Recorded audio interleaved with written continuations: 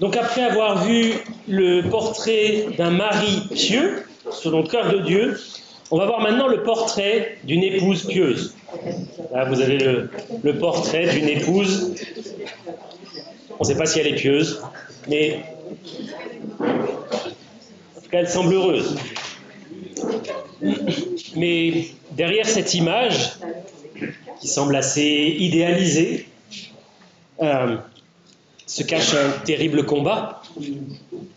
On en a déjà parlé à chaque fois en introduction. Il y a un combat qui se déroule depuis qu'ont eu lieu les événements décrits en Genèse chapitre 3. Depuis Genèse 3, l'ennemi attaque le mariage. Il attaque l'homme et la femme.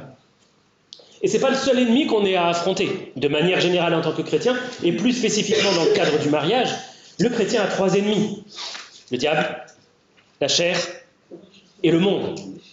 Et ces 3-là sont en quelque sorte d'accord pour attaquer l'institution de base qu'est la cellule familiale et donc le mariage. Ces 3 ennemis veulent détruire le mariage. On a vu que, à travers le mariage, Dieu veut manifester l'amour de Christ pour son Église. Il veut qu'un homme aime sa femme comme Christ a aimé l'Église. Et il n'est pas étonnant que le mariage soit attaqué, parce que si Satan peut détruire l'image de l'amour de Dieu, il va le faire. Donc on voit qu'il y a des attaques qui viennent de l'extérieur, et parfois, et c'est bien triste, il y a aussi des attaques qui viennent de l'intérieur, de l'Église. Lorsque l'Église elle-même ne se tient pas ou ne se tient plus aux principes élémentaires de la parole de Dieu, lorsqu'elle ne croit plus à la parole inspirée, ou qu'elle laisse s'introduire les pensées du monde dans sa doctrine et dans sa pensée. Parce que le monde est sous la puissance du malin. Donc au final, laisser la pensée du monde s'infiltrer dans nos pensées, c'est laisser la pensée du diable nous diriger.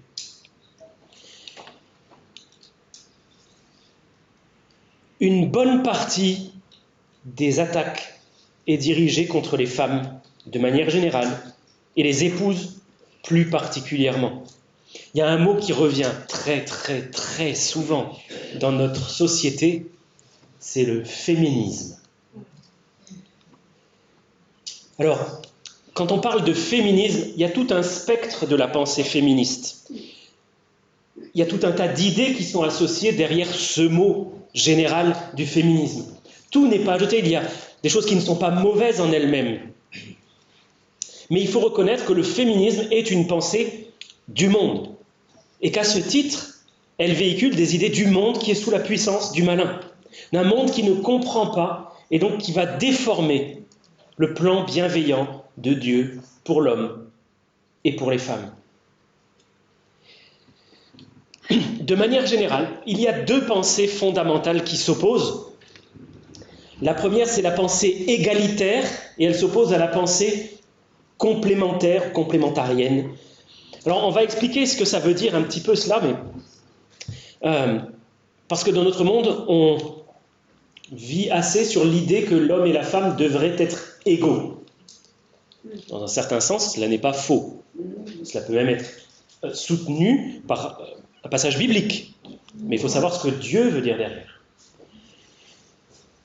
Mais l'idée qu'il y a aujourd'hui derrière cette égalité entre hommes et femmes, c'est une égalité en termes de leadership, de qui est le meneur, de direction.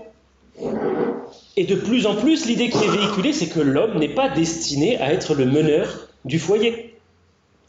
Alors je sais que ce n'est pas très à la mode de dire ça, peut-être je vais me faire lapider à la sortie, mais néanmoins, si je veux être fidèle à la parole et je veux être fidèle à ce que dit la Bible, il faut reconnaître ces principes-là. Alors, je voudrais qu'on regarde ensemble dans 1 Corinthiens chapitre 11. 1 Corinthiens 11.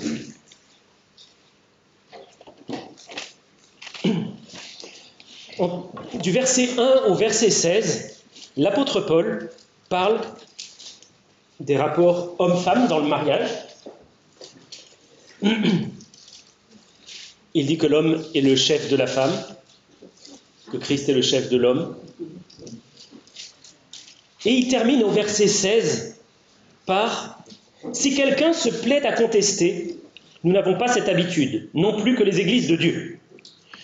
Alors en lisant cela, moi ça me laisse le sentiment très net que Paul s'attendait à ce qu'il y ait de la contestation parmi les frères et sœurs de l'Église lorsqu'il a affirmé que l'homme est le chef de la femme, que Christ est le chef de l'homme. Il s'attendait à ce qu'il se fasse peut-être lapider à la sortie. Voilà. Et qu'il y ait de la contestation en tout cas, parmi le peuple de Dieu. Pourquoi ? Parce qu'il est fort probable qu'il y a 2000 ans, quand l'apôtre Paul a écrit cette lettre, ce sujet-là ait été un sujet aussi brûlant qu'aujourd'hui. Aussi contraire à la pensée du monde de l'époque. Parce que derrière, il y a quelque chose que la parole de Dieu évoque à plusieurs reprises, c'est la soumission de la femme. Alors c'est étrange, mais en prononçant ce seul mot de soumission, j'ai l'impression d'avoir dit un gros mot dans notre société. Surtout en associant la soumission avec la femme. Pourquoi est-ce que j'ai cette impression d'avoir dit un gros mot ? Peut-être que vous avez aussi l'impression que j'ai dit un gros mot. Vous dites, bon, c'est bon, si ça part dans cette direction, je préfère m'en aller tout de suite. Mais parce que nous avons une idée véhiculée par le monde de ce qu'est la soumission. Mais lorsque Dieu parle de soumission, il n'a pas la même idée que celle du monde. Donc, il nous faut bien situer les choses dans leur contexte, savoir de quoi on parle. Quand on parle de soumission, il ne faut pas l'interpréter à la lumière de ce que le monde dit à ce sujet, ni à la lumière de notre actualité, parce que nous ferions fausse route. Il faut l'interpréter à la lumière de ce que dit toute la parole de Dieu sur ce sujet-là. Et ne pas mélanger la pensée du monde avec celle de Dieu. Mais quoi qu'il en soit, c'est un sujet qu'il va falloir aborder comme tous les autres, avec délicatesse, avec amour, avec patience.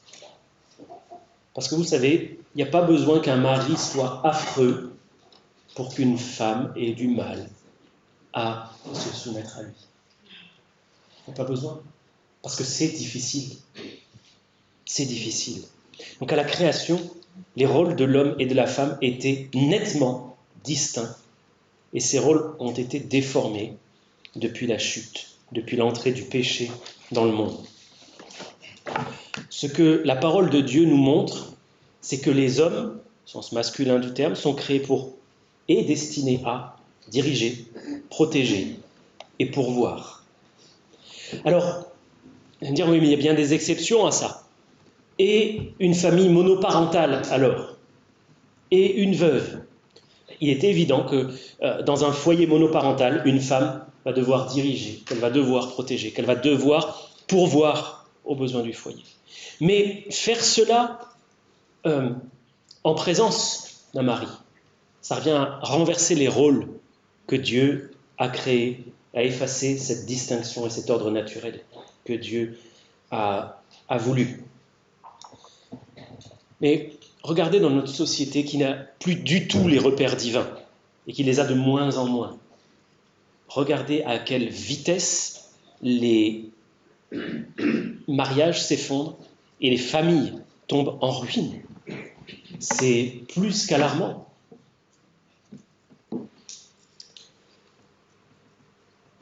Alors c'est vrai que oui, il arrive qu'il y ait certains cas où la femme ait à prendre le leadership. Mais plus souvent, c'est quand les hommes abandonnent le rôle que Dieu leur a confié en tant que meneurs, en tant que pourvoyeurs et protecteurs, eh bien ce sont les femmes qui remplissent le vide. Je m'adresse ici à ceux qui pratiquent la relation d'aide biblique. Vous allez peut-être être amenés à conseiller des couples sur des sujets tels que celui-ci. Et dans un tel cas, il faudra que votre conseil comporte deux points. Il faudra parler au mari qui a abdiqué, qui a laissé sa responsabilité de côté et qui n'honore pas Dieu en prenant à cœur les responsabilités qui lui ont été données. Il faudra qu'il mette en pratique la parole de Dieu et qu'il se repente d'avoir été négligent. Mais il faudra aussi traiter cette question avec l'épouse et évoquer le fait qu'elle aura à laisser son mari prendre des responsabilités. Petite question, mesdames, vous qui êtes mariées. Est-ce une situation facile et paisible que celle que Dieu vous demande de vous soumettre à votre mari? Est-il quelqu'un ici pour qui c'est facile et paisible? Je ne pense pas. Et surtout, si votre mari a été négligent par rapport à ses responsabilités pendant longtemps, l'idée de lui laisser les rênes peut être particulièrement angoissant. Ça ira peut-être le premier jour, mais ça peut devenir très rapidement une angoisse. C'est pour ça qu'on va aller dans 1 Pierre, chapitre 3, et verset 6. 1 Pierre, chapitre 3, verset 6. On a lu tout à l'heure le passage qui s'adressait aux hommes au verset 7.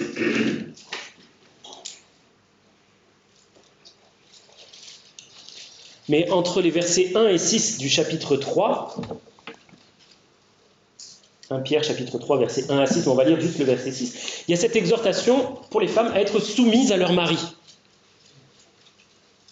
Et le verset 6 dit « Comme Sarah, qui obéissait à Abraham et l'appelait son Seigneur, c'est d'elle que vous êtes devenues les filles, en faisant ce qui est bien, sans vous laisser troubler par aucune crainte. »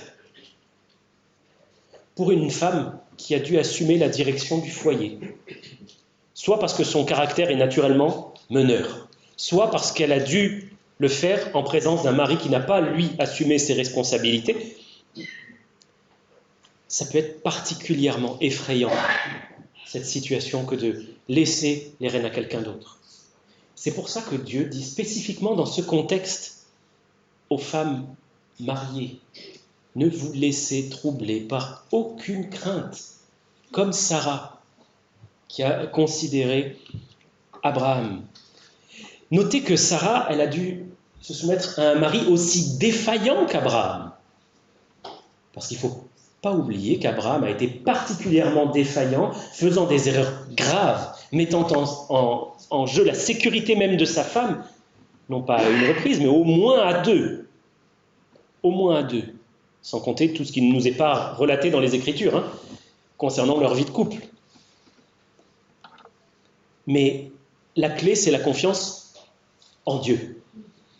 Pas la confiance en un mari qui est évidemment défaillant. Dieu ne demande pas aux femmes de faire confiance à leur mari, mais de faire confiance à lui.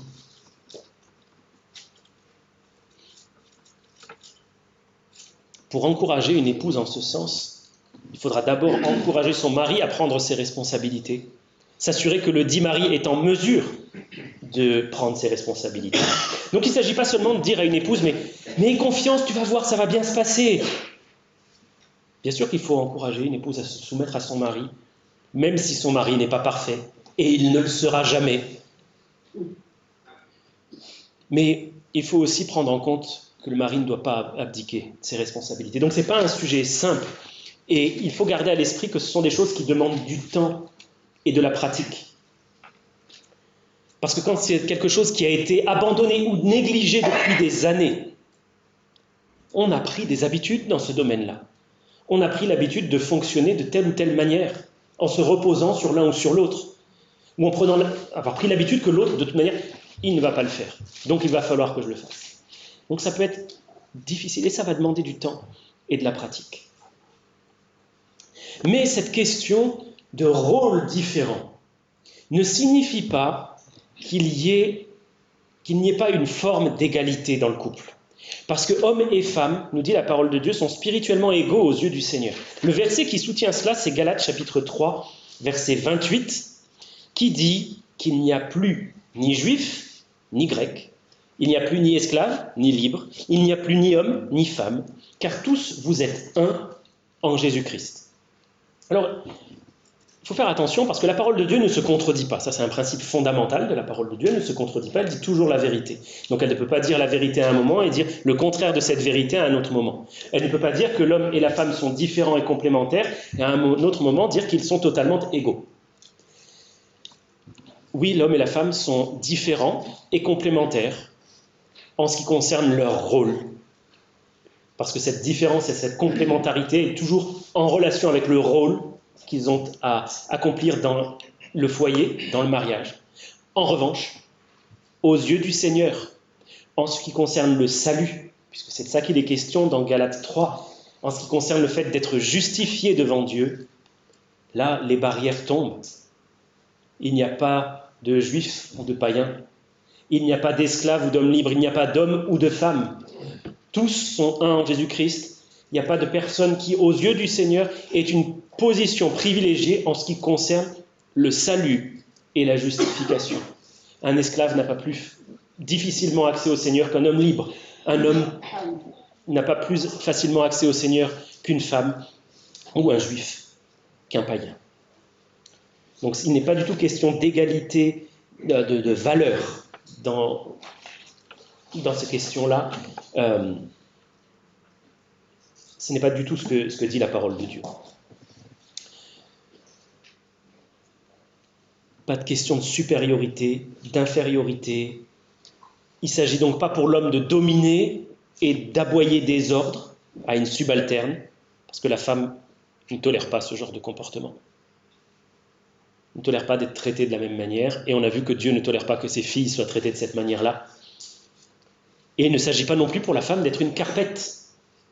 Et je me souviens qu'il y a plusieurs années, cela m'a été rappelé que lors d'une réunion, ce sujet sur la soumission de la femme avait été évoqué, et l'une des femmes avait pris la parole avec le visage fermé, les dents serrées, la mâchoire contractée, disant « Je ne suis pas une carpette ». Le sujet avait à peine été évoqué. Pourquoi ? Parce que derrière cette idée de soumission, la vision du monde de la soumission était présente, et pas du tout une soumission selon Dieu. À qui est-il demandé de se soumettre dans la parole de Dieu ? Dans le contexte particulier que nous étudions ici, c'est aux femmes que cela a été demandé. Il n'est pas demandé aux hommes de soumettre leurs femmes. À aucun moment. Jamais. Il est demandé aux femmes de faire cette démarche personnelle. Parce que c'est une démarche personnelle de foi qui leur est demandée. À elles, c'est leur responsabilité. Donc ce n'est pas la tâche d'un mari que de dominer et de chercher à soumettre son épouse. Vous allez voir là s'afficher une citation qui va peut-être vous laisser un petit peu perplexe. La vraie liberté ne nie pas la réalité. Qu'est-ce que ça veut dire que ça ? Imaginez une situation de désaccord dans le couple. Je suis sûr que ça ne concerne personne ici. Mais imaginons que peut-être un jour vous ayez un désaccord avec votre mari ou avec votre femme.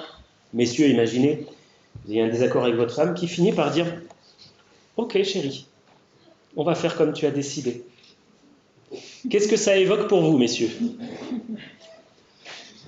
Est-ce que vous êtes en paix lorsque votre femme prend ce petit air ? Ok chérie, on va faire comme tu as décidé.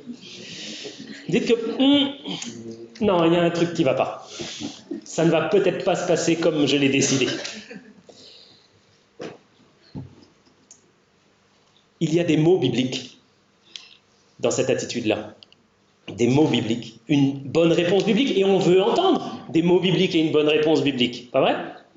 Mais derrière, on sait qu'il y a un cœur qui ne donne pas la bonne réponse biblique, un cœur qui continue à bouillonner, qui n'est pas d'accord. Alors, si on fait de la relation d'aide biblique, on veut entendre des réponses bibliques, on est d'accord là-dessus, mais si à l'intérieur la révolte gronde, qu'on n'est pas d'accord, alors on peut affirmer que la réponse n'est pas biblique. Les mots qui seront sortis seront peut-être bibliques. Il y aura peut-être une forme d'attitude biblique. Mais la vraie réponse, celle que Dieu voit, qui est dans le cœur, qui bouillonne de révolte, qui gronde à l'intérieur, elle n'est toujours pas biblique. Donc la vraie liberté, être vraiment libre en Christ, c'est ne pas nier la réalité. C'est-à-dire que si, mesdames, vous avez un problème avec ça, si on ne le niez pas, oui d'accord chérie, on va faire comme tu as décidé. Alors qu'à l'intérieur, attends un petit peu, tu vas dormir sur le canapé ce soir. Parce qu'à un moment, la vraie réponse, celle qui bouillonne dans le cœur, elle va finir par sortir. Donc il ne faut pas nier la réalité. S'il y a une difficulté, il faut en parler. Il faut l'évoquer cela. Et en tant que conseiller en relation d'aide, vous allez peut-être faire face à ce genre de situation où vous allez voir finalement quelqu'un qui se résigne dans les apparences, mais qui vous laissera la très nette impression qu'au fond, non, il a juste abdiqué pour un temps, il a signé un traité de paix, mais il n'a pas rendu les armes. Il y a toujours de la résistance. Ça ne fonctionne pas. Donc, il vaut mieux réfléchir à ce genre de choses et travailler dessus avec l'aide du Saint-Esprit.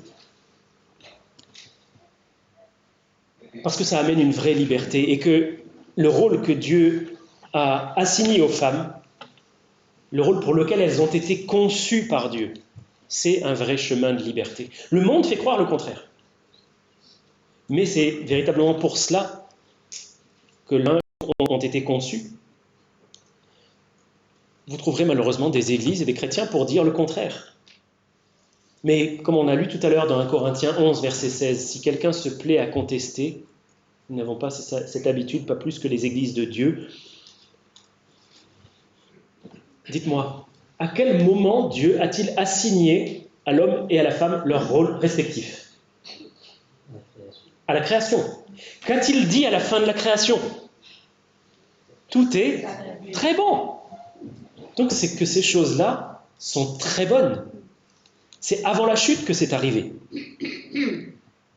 Ce n'est pas parce que nous avons, en tant qu'hommes et femmes, perverti les voies de Dieu, que nous en avons fait des choses parfois horribles, qu'il faut tout évacuer et dire non, on jette tout. Parce qu'en réalité, il est vrai que des hommes ont asservi des femmes, que des hommes ont cherché à soumettre des femmes. C'est vrai, mais ça n'est pas le plan de Dieu. Certains ont même cherché à le faire au nom de Dieu, mais ça ne reste pas plus le plan de Dieu que ça. Parce que lorsqu'on a une lecture honnête, équilibrée, sincère de la parole de Dieu, on voit que oui, les femmes sont appelées à la soumission, mais de leur plein gré, et que les hommes sont appelés à respecter la fragilité, la délicatesse, la sensibilité de leur épouse. À être des meneurs sensibles, spirituels, humbles, et non pas durs et insensibles. Ce que Dieu donc demande aux épouses, premièrement, la raison pour laquelle il les a créées, c'est pour être une aide appropriée. Et nous lisons dans Genèse chapitre 2, verset 18, que l'Éternel Dieu dit « Il n'est pas bon que l'homme soit seul, je lui ferai une aide semblable à lui. »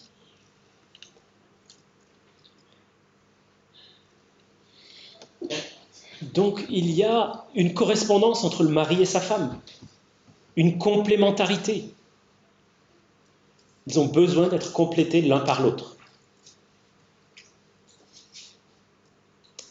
De quelle manière? Alors, il y a plusieurs dimensions à cette complémentarité. La première, c'est la compagnie. J'ai hésité à traduire par camaraderie ou compagnonnage. Alors bon, ça ne donne pas tellement la même idée, mais c'est une question de compagnie. Et l'idée de camaraderie, je pense, n'en est pas si éloignée que cela, parce qu'une femme devrait être la meilleure amie de son mari. Alors, ce n'est pas l'idée qu'on devrait se marier avec son meilleur ami. Il y a un peu des fois cette idée-là, si c'est mon meilleur ami, je vais me marier avec lui. Non. Mais dans le mariage, on devrait être appelé à développer, on est appelé à développer cette amitié. À ce que l'un et l'autre, nous devenions les meilleurs amis l'un pour l'autre. Ce n'est pas quelque chose d'automatique, mais c'est quelque chose sur lequel on doit travailler. Si ça devait être automatique, la Bible nous aurait dit « mariez-vous avec votre meilleur ami ». Mais c'est quelque chose qui doit se cultiver, se travailler. Il y a aussi une complémentarité dans le domaine de l'intimité physique qui est réservée au mari. Elle est seulement pour les yeux de son mari, elle est seulement pour les mains de son mari, seulement pour le corps de son mari et réciproquement. Là aussi, il y a quelque chose qui se construit. Il y a un sujet prévu sur la sexualité, il me semble que c'est aujourd'hui. Donc il y a quelque chose qui est à construire, à développer. Le plaisir n'est pas quelque chose d'automatique. Il y a beaucoup d'épouses en particulier qui doivent apprendre cela. Ce qui veut dire que si on doit travailler dessus, il faut aussi en parler l'un avec l'autre. De devenir de bons compagnons l'un pour l'autre, vraiment, il y a l'idée de travailler, de faire des efforts l'un et l'autre, l'un pour l'autre. Je ne développe pas davantage, ce sera fait plus tard. On est complémentaires aussi dans la parentalité. Il est écrit que personne d'autre ne devrait interférer de ce domaine parce que ce sont les parents, ensemble, qui font la loi à la maison. Et cette loi, ça doit être la loi de l'Éternel. On le verra demain dans la question de parentalité. On le verra bien en détail.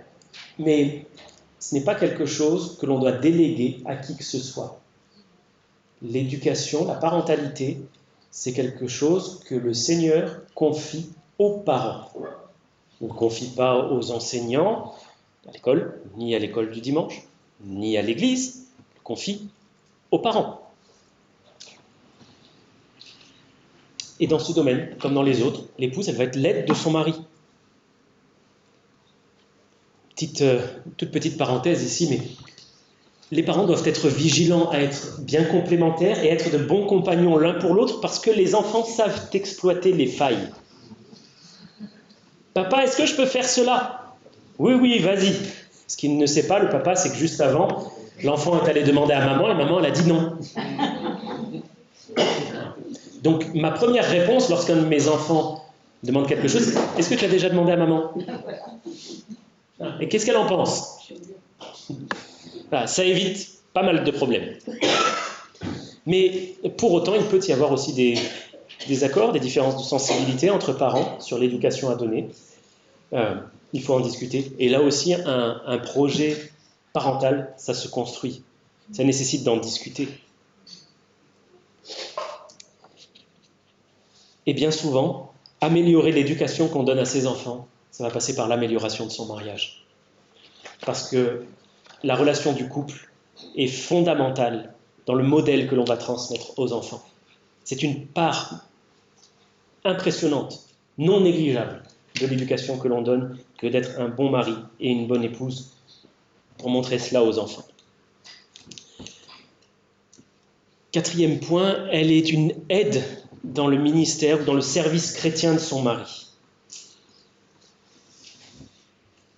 Cette question de complémentarité, elle se voit beaucoup dans le ministère parce qu'une femme n'a pas à faire les mêmes choses que son mari, mais elle a pour rôle de faciliter son ministère. On ne parle pas forcément ici d'un ministère public comme le pastorat, la prédication. Chaque chrétien, et donc chaque couple, devrait servir le Seigneur d'une manière ou d'une autre. Parce qu'on a été sauvé pour servir, converti pour servir. Si vous exercez par exemple un ministère d'hospitalité chez vous, la Bible ne dit pas que le rôle de l'épouse est celui d'être la lingère, la ménagère, la cuisinière.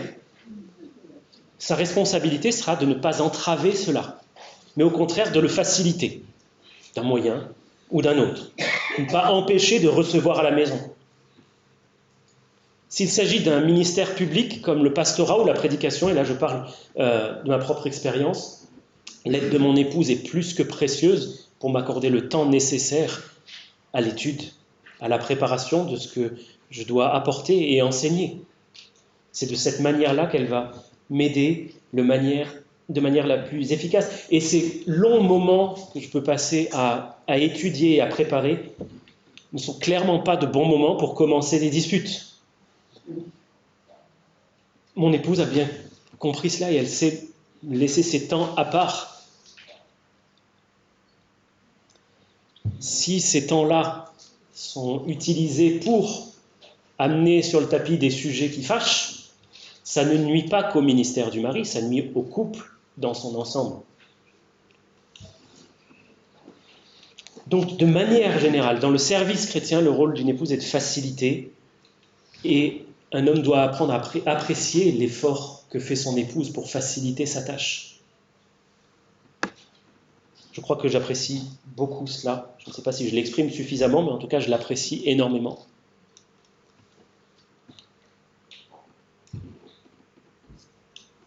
Une épouse est le vis-à-vis de son mari aussi dans les épreuves. Et son meilleur ami, mais aussi son plus proche conseiller. Mon épouse est ma confidente. C'est elle qui me voit quand ça ne va pas. C'est elle qui peut me rappeler avant de grandes échéances, au moment où l'ennemi frappe le plus fort. Mais souviens-toi, tu dois prêcher des choses qui ne plaisent pas à l'ennemi, c'est normal qu'il y ait des attaques. Ça nous est arrivé la semaine dernière, juste avant cette échéance, l'échéance de cette semaine. On a vu tout à l'heure que l'homme est censé étudier sa femme, mais la femme aussi, d'une certaine manière, est censée étudier son mari pour pouvoir être sa conseillère. Et en faisant cela, en étant une conseillère, elle va montrer qu'elle n'est pas en compétition avec son mari, qu'elle ne cherche pas à rivaliser avec lui, mais qu'elle veut lui apporter des conseils avisés. Lorsque ma femme fait cela, c'est pour moi un moment où je peux me dire « Ah oui, c'est évident, ma femme m'aime. » Il est peu de choses qui, autant que celle-ci, me donnent l'assurance, la preuve de l'amour de mon épouse quand elle cherche à m'apporter de bons conseils, un bon soutien au milieu des épreuves. Et je suis sûr que celles qui sont ici des épouses, qui vont un jour le devenir, se disent « Oui, j'ai bien envie d'être cette conseillère pour mon mari. » Pas être en compétition avec lui, mais avec lui. Je peux dire que c'est parce que mon épouse s'est dévouée, qu'elle a pris le soin de nos enfants et de notre foyer, que j'ai pu préparer la partie de cette conférence que j'apporte aujourd'hui. Sans elle, ça n'aurait clairement pas été possible. C'est parce qu'elle est là que je suis toujours dans le ministère aussi, parce qu'elle m'a su apporter de bons conseils. Et dans l'Ancien Testament, dans le livre des Proverbes, il est dit qu'une telle femme sera louée aux portes de la ville. Ben, j'en profite pour dire les louanges un petit peu de ma femme. Elle les mérite bien. Deuxièmement, une femme complète son mari. Les faiblesses de son mari vont probablement être ses forces à elle, et vice-versa, puisqu'il s'agit de complémentarité. Alors, en tant que conseiller, vous allez peut-être vous retrouver face à des couples où mari et femme sont défaillants tous les deux dans certains domaines. Ça peut arriver. Qu'est-ce qu'il faut faire dans ce cas-là? Premièrement, prier. Prier pour recevoir le secours de l'Éternel qui ne fait jamais défaut dans les moments de tendresse, de détresse, parce qu'il est plein de tendresse. Et puis il faut travailler ensemble. Si un certain domaine de la vie fait particulièrement défaut, certaines compétences, capacités font défaut dans le couple, la part des deux, bien les deux doivent travailler ensemble pour pouvoir les développer. C'est pas parce qu'il y a une défaillance ou un manque qu'il faut complètement abandonner l'idée de développer cela, au contraire, il faut travailler dessus.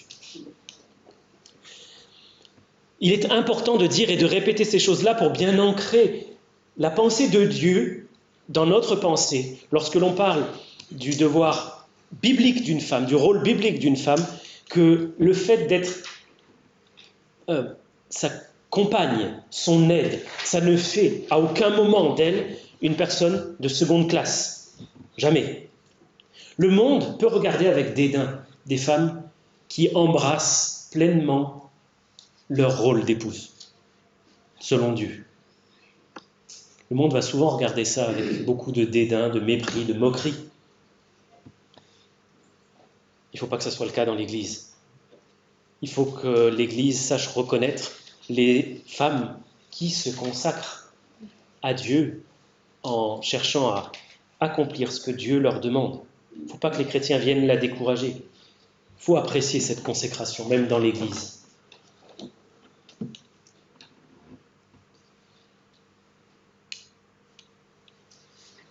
C'est un honneur pour une épouse de faciliter la réussite de son mari dans tous les domaines, sur la vie, la piété. Mais, alors ça peut sembler un peu étrange de formuler les choses comme ça, parce que, je veux dire, elle n'est là que pour lui finalement. Elle n'est là que pour le valoriser lui. Mais formulons les choses un petit peu différemment. Comment est-ce qu'on appellerait, comment est-ce qu'on qualifierait les actions d'une épouse qui ferait exactement le contraire, qui chercherait à empêcher la réussite de son mari? On appellerait ça du sabotage, ni plus ni moins. Est-ce que ce serait honorable? Clairement pas. On a perdu dans notre société l'idée de l'honneur. de la noblesse, de ce qui fait la valeur d'un homme ou d'une femme, particulièrement aux yeux de Dieu. Aujourd'hui, l'échelle de valeur, elle se mesure en nombre de followers ou de j'aime sur les réseaux sociaux, mais pas tellement dans les actions et ce qui se trouve dans le cœur, dans le caractère d'une personne. Ce qui est honorable aux yeux de Dieu, savoir ce que Dieu valorise, ce que Dieu aime, ce que Dieu a en haute estime. Une épouse, c'est une constructrice à part entière dans le foyer. Et quand une femme décide de se consacrer pleinement à cette œuvre-là, à être une épouse selon le cœur de Dieu, elle accomplit un travail qui en réalité est phénoménal, véritablement phénoménal, parce qu'elle va permettre que l'œuvre de Dieu se fasse déjà dans sa propre vie à elle. Elle va permettre que l'œuvre de Dieu se fasse dans la vie de son mari. Elle va permettre que l'œuvre de Dieu se fasse aussi dans la vie de ses enfants. Elle va donner un exemple, un modèle à ses enfants. Un modèle de vie et de consécration à Dieu. Et elle permet que d'une manière ou d'une autre, du temps soit consacré à l'exercice d'un ministère chrétien, quel qu'il soit. Et que de cette manière-là, Dieu soit glorifié. Vous imaginez par le ministère d'une seule personne, la consécration d'une seule personne au sein d'un foyer a une répercussion énorme sur la femme elle-même, sur son mari, sur ses enfants, sur l'Église. Imaginez l'impact que cela peut avoir au niveau de générations entières. Vous savez, l'ancien pasteur de cette église, ils sont cinq garçons, et un couple chrétien. Leurs parents n'étaient pas chrétiens, ils se sont convertis. Leurs 5 garçons ont été amenés au Seigneur. Alors, j'ai perdu le compte du nombre d'enfants qu'ils ont chacun et de petits-enfants et d'arrière-petits-enfants. La très vaste majorité, maintenant, suivent le Seigneur. La très vaste majorité. Parce qu'un couple s'est donné au Seigneur et a tenté tant bien que mal, s'est accroché pour être fidèle. Ça a un impact sur des générations. Et aujourd'hui, cette famille, elle est disséminée aux 4 coins de la France. Et elle porte des fruits. Un couple, un mari, une femme qui ont cherché à servir Dieu. Pensez aussi au nombre de personnes qui ont été impactées par les enfants, les petits-enfants. Plusieurs sont dans le ministère. Imaginez les ramifications incroyables que cela peut avoir. Tout a commencé dans une cellule familiale où un homme et une femme ont décidé de se consacrer au Seigneur. Un petit mot, parce que dans certains cas, il arrive que l'épouse ait un ministère plus visible que celui de son mari. Ça ne change rien au rôle respectif de l'époux et de l'épouse. L'époux reste le conducteur du foyer et il devra peut-être chercher à faciliter aussi le ministère de son épouse. Donc c'est pour ça aussi que l'épouse n'est pas une personne de seconde classe. Il faut se rappeler que les deux sont une seule chair. Deuxième grand aspect que Dieu cherche à développer dans le cœur d'une épouse, c'est qu'elle ait un esprit doux et paisible. Nous allons retourner dans 1 Pierre chapitre 3 et lire les versets 1 à 5.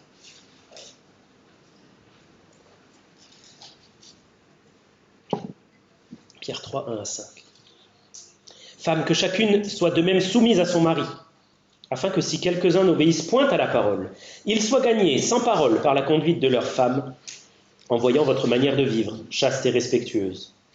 Ayez non cette parure extérieure qui consiste dans les cheveux tressés, les ornements d'or ou les habits qu'on revêt, mais la parure intérieure est cachée dans le cœur, la pureté incorruptible d'un esprit doux et paisible, qui est d'un grand prix devant Dieu.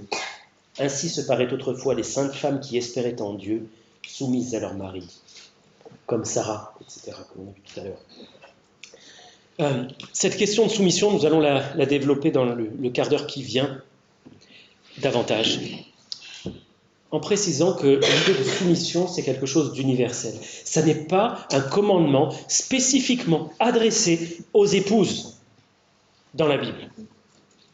Si vous regardez dans Éphésiens 5, verset 21, avant de commencer son discours sur le mariage, sur le rôle du mari et le rôle de la femme, l'apôtre Paul dit « Vous soumettez-vous dans l'Église les uns aux autres dans la crainte de Christ.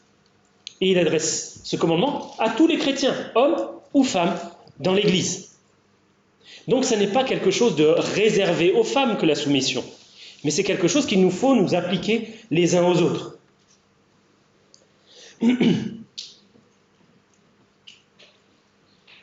Ce qu'il faut souligner ici, en particulier dans 1 Pierre, c'est qu'il n'est pas question tellement d'actes. Ce qui est souligné, c'est avoir un esprit paisible, être habité d'une nature douce, paisible. C'est cela que Dieu demande de développer. Si le cœur est travaillé, si le cœur est cultivé, alors les actes vont suivre.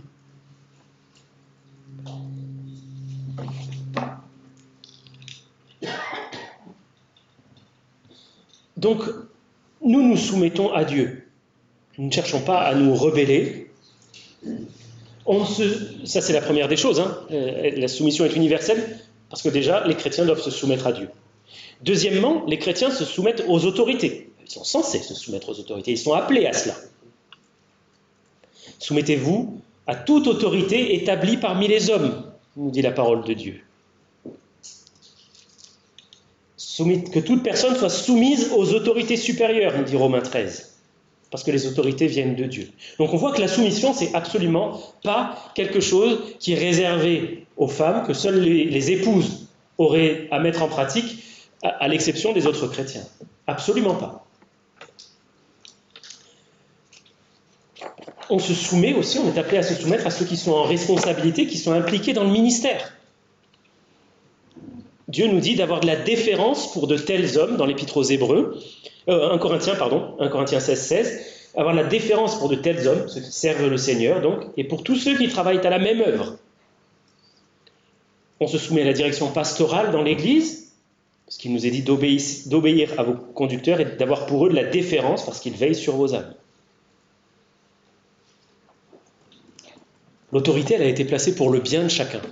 Les autorités dans le monde, elles ont été placées par Dieu pour le bien commun, et les autorités instituées par Dieu auront des comptes à rendre à Dieu. De la même manière, dans l'Église, ceux qui sont en responsabilité auront des comptes à rendre à Dieu et seront même jugés plus sévèrement, nous dit la parole de Dieu. On doit donc se soumettre aussi les uns aux autres. Je vais ici vous lire les 3 passages que vous trouvez en référence. Philippiens 2, verset 3. Ne faites rien par esprit de parti ou par vaine gloire, mais que l'humilité vous fasse regarder les autres comme étant au-dessus de vous-même. Romains 12, verset 10. Par amour fraternel, soyez pleins d'affection les uns pour les autres, par honneur usez de prévenance réciproque. 1 Pierre 5, 5. De même, vous qui êtes jeunes, soyez soumis aux anciens.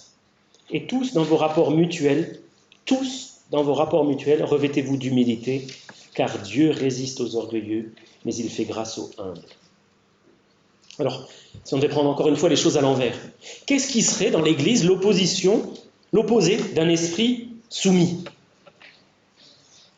Le contradicteur, le rebelle, celui qui est obstiné, qui est difficile, qui est têtu. Ce n'est pas le genre de personne avec qui on a envie de passer du temps. Et qu'en serait-il d'une femme qui développerait un tel état d'esprit? Elle est peut-être belle, mais si son état d'esprit est celui d'une personne rebelle, qu'est-ce qui va se passer une fois dans les liens du mariage? Donc maintenant, nous en arrivons plus en détail à la soumission de l'épouse à son mari. Il est écrit dans Éphésiens 5, 22 que les épouses sont appelées à se soumettre à leur mari comme au Seigneur. Elle ne fait pas ça parce que son mari, c'est un chouette type. Elle le fait parce que Dieu le demande. Elle ne se soumet pas à tout homme de manière générale. Elle se soumet à son mari. Par contre, et ça c'est très important, l'épouse ne se soumet qu'à ce que le Seigneur permet ou autorise. C'est-à-dire qu'il n'y a elle ne devrait jamais suivre son mari dans le péché.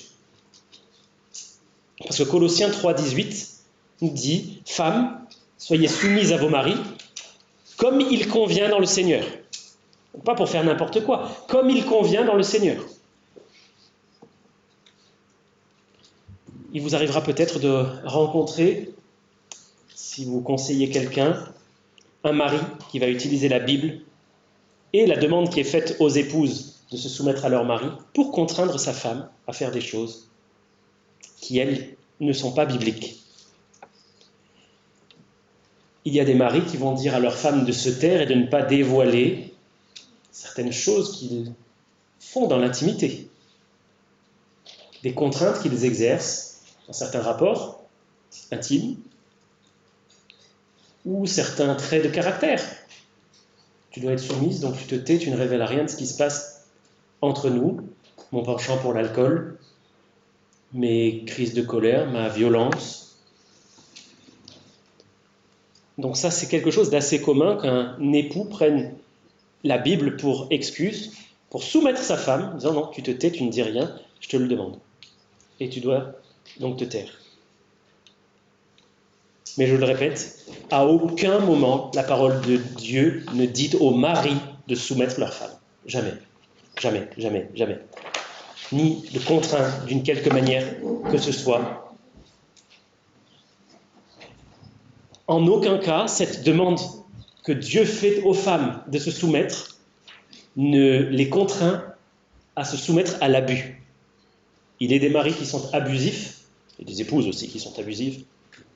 Il nous arrive à tous d'être abusifs dans notre relation les uns avec les autres, en particulier dans le mariage, mais Dieu ne nous demande pas de nous soumettre à quelque chose qui ressemblerait à cela. Donc ne pas se rendre complice du péché de l'autre.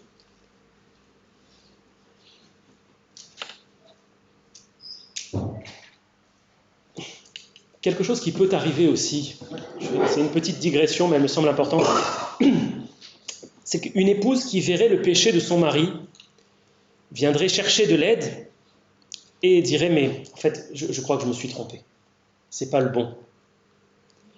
Je me suis marié avec la mauvaise personne. Ça c'est quelque chose qui est assez fréquent.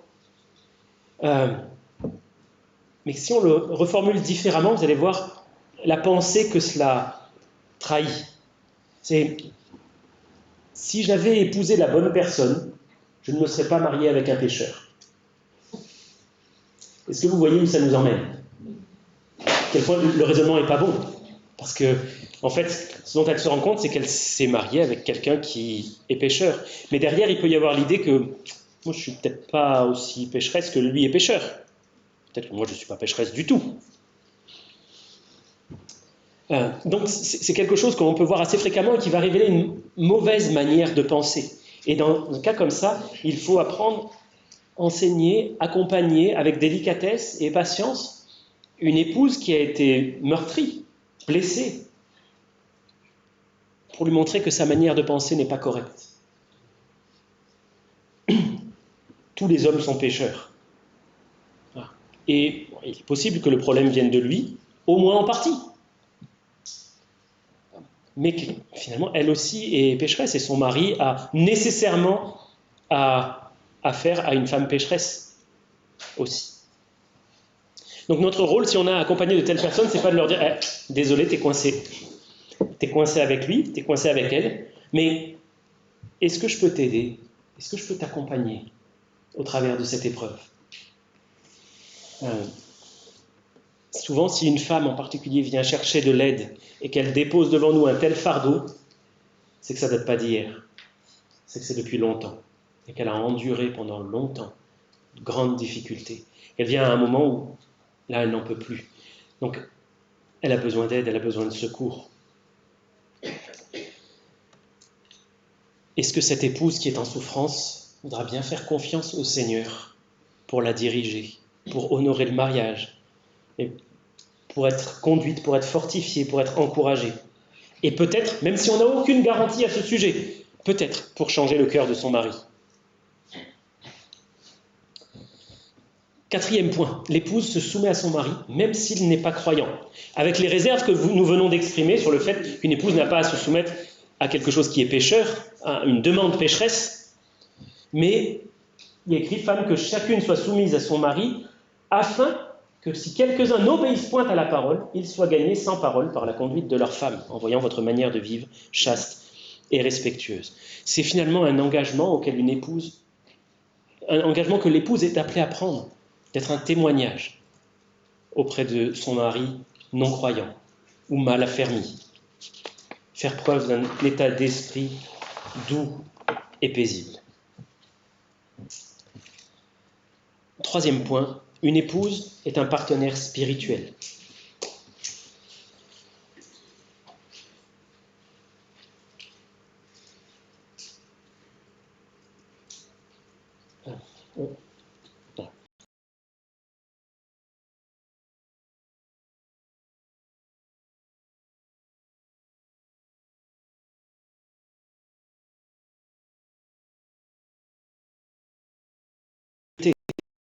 Je ne parle pas ici des cas d'abus qui peuvent exister, des cas de violence conjugale qui nécessitent un traitement spécifique, la mise à l'abri, l'évacuation de la personne en danger.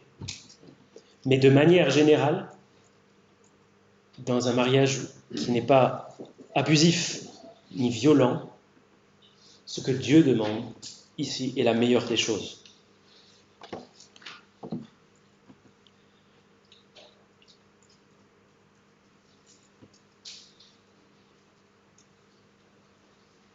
Certaines femmes ont vécu et vivent toujours peut-être des mariages où le mari, qu'il soit croyant ou pas, n'a jamais pris ses responsabilités de mari. Et elles ont pourtant persévéré. Elles se sont accrochées au Seigneur. Peut-être qu'elles n'ont jamais vu même leur mari faire le moindre progrès, mais elles ont persévéré, elles ont trouvé de la force dans le Seigneur, elles ont trouvé du courage dans le Seigneur, elles ont été relevées dans les moments d'abattement, elles ont trouvé en lui l'endurance pour rester un témoignage à la gloire de Dieu. Pourquoi ? Parce qu'elles avaient conscience que c'était un commandement divin, à Dieu qu'elles obéissaient. C'était à lui qu'elles étaient redevables, qu'elles sont redevables, et c'était lui qui allait pourvoir à leurs besoins.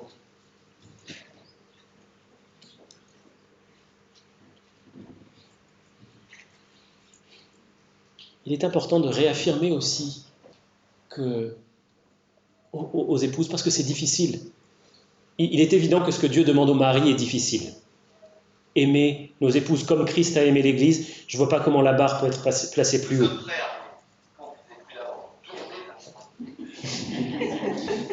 Nous avons des conduites, une direction qui nous est donnée. Mais il ne faut pas oublier que la direction que donne un époux, c'est un reflet de la direction aimante de Christ vis-à-vis de l'Église. C'est ce que dit Éphésiens 5, verset 23. Éphésiens 5, 23. Le mari est le chef de la femme, comme Christ est le chef de l'Église, qui est son corps et dont il est le sauveur. L'épouse est appelée à avoir dans les soins que lui prodigue son mari, le soin du Seigneur lui-même, à son endroit. Et de la même manière, une épouse devrait se rappeler que comme le Seigneur délivre l'Église du danger spirituel et du péché, de la même manière, le mari est appelé à protéger son épouse et encourage sa force et sa croissance spirituelle. Seigneur Baptiste, pourquoi tu répètes ces choses? Tu les as déjà dit concernant le mari. Oui, en m'adressant au mari. Ici, il semble important de les répéter, mais plus spécifiquement adressées aux épouses, parce que ce qu'elles vont devoir faire, c'est accepter le rôle de leur mari. Prendre conscience que tel est le rôle de leur mari, c'est ce qui leur est demandé, accepter qu'elles aient à être protégées. Il y a des épouses qui résistent à cela, qui résistent à la conduite de leur mari, aux encouragements de leur mari.